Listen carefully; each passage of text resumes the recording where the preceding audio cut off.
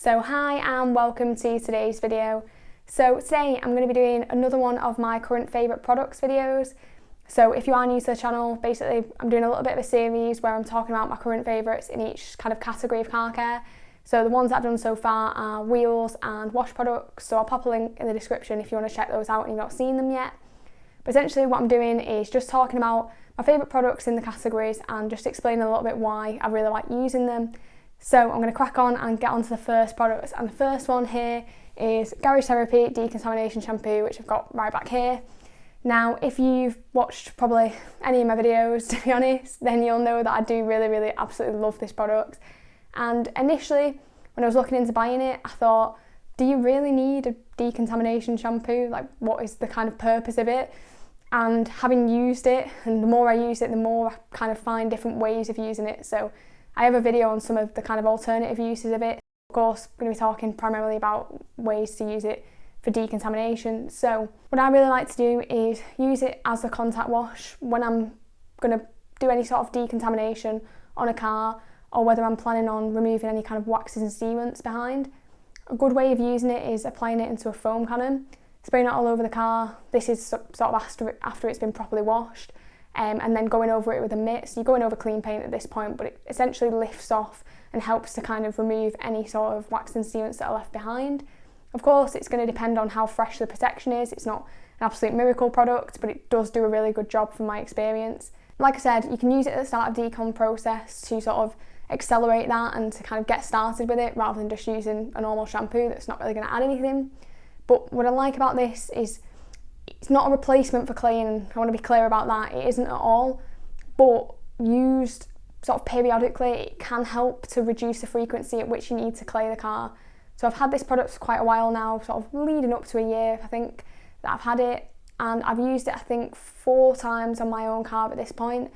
And the paintwork definitely feels smoother. It does feel smoother after I've used it. And I don't feel like I need to clay it, whereas possibly before I'd have thought, you know, if I want to get the best out of the sealant, maybe I will need to clay it. That's something that's really important to me. I plan on keeping my car for a really long time. And of course, when you clay it, there's going to be some kind of marring. I don't want to repeat the process of claying, polishing every 6 months, because if I'm planning on keeping the car for over a decade, then I'm probably going to run out of paint at some point on it. I've already done quite a decent amount of correction on it, so that's really why I feel like this product is worth having.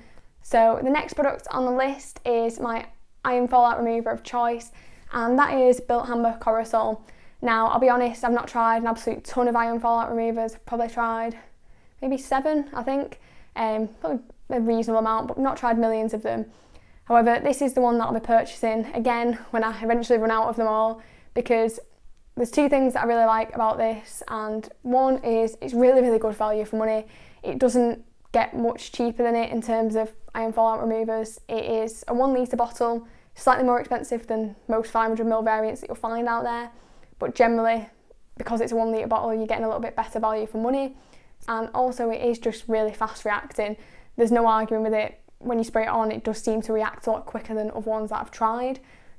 Another thing that I do quite like, that's a little bit of a sort of debate as to which is the best out of them, is it is quite a thin consistency, so it is just essentially the consistency of water. It's not a gel-like consistency. Now sometimes I do really like gel-like iron fallout removers because they have a better cling to them.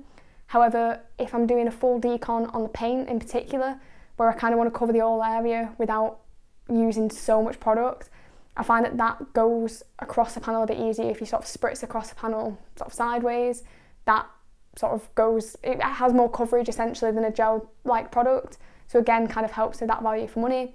So the next one on the list, and this one is a water spot remover. So this is the Tack Systems water spot remover. It's called Water Spot Zero. You'll notice that it has a different trigger head than it does come with. Slightly strange about this one, when I bought it, it was fine for the first few uses, and then hadn't used it for a couple of months, picked it up and the trigger wasn't really working properly. I don't know whether one of my family's been in here and dropped it and not told me. Possibly, they could have done, but it was a little bit strange. Anyway, I've got another trigger head, so it's not a disaster, I can still use it.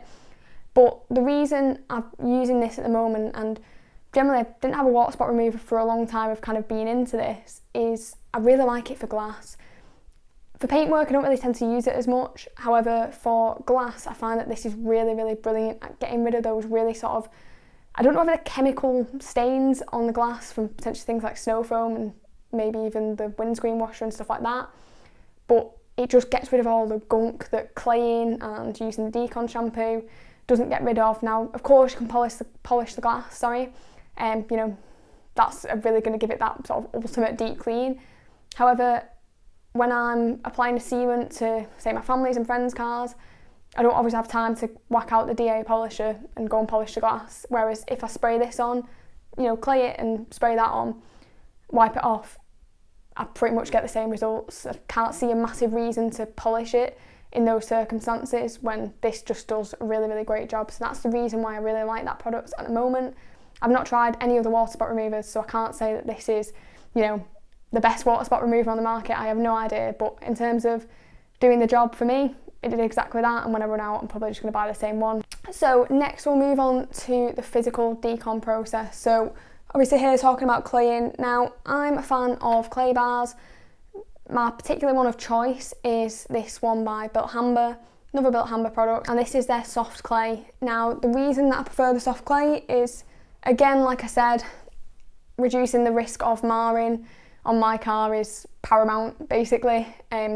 The paint never really gets to the point where you would consider it heavily contaminated, because I do keep on top of it.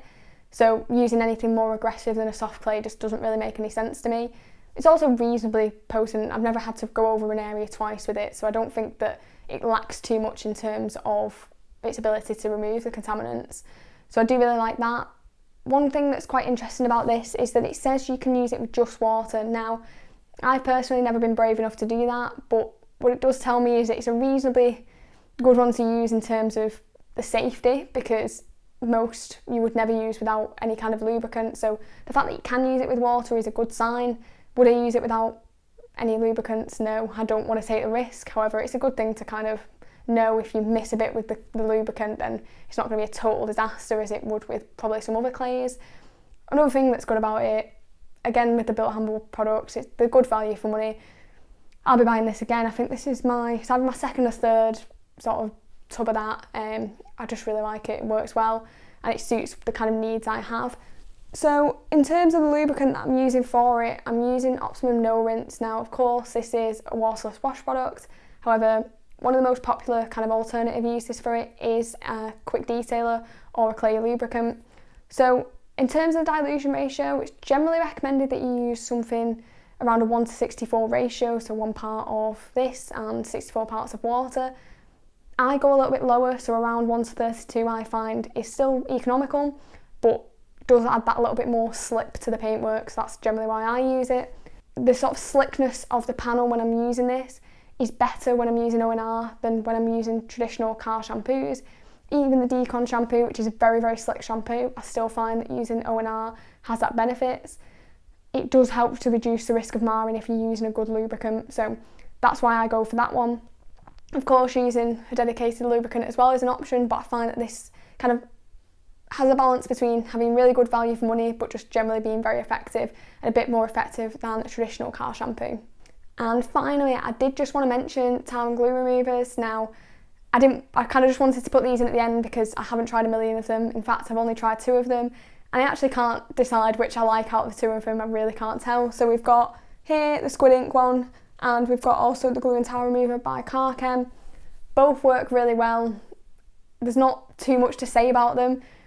You spray them on, wipe them with a microfiber cloth, bin the cloth because it inevitably does end up stinking of solvent and you don't want to stick that in the wash, and then you're done. They both work really well at both glue and tar, so I'm happy with them, but I just wanted to quickly put them on because I do use them and I only use the sample size ones because I use them quite infrequently. But yeah, they are part of the decon process. I wanted to mention them, but I didn't want to highlight them too much because, like I said, I've not tried a million of them to say that these are the best tar and glue removers out there. I can't really say that when I've only tried a couple of them. So I hope you have enjoyed this kind of little rundown of my favourite decon products. As I said, if you've not seen the other 2 videos that I've got on my current favourites, then I'll pop a link to those in the description too. Let me know what products you use for the decon process. I'm always very interested to hear. But thanks again for watching and I'll see you next time.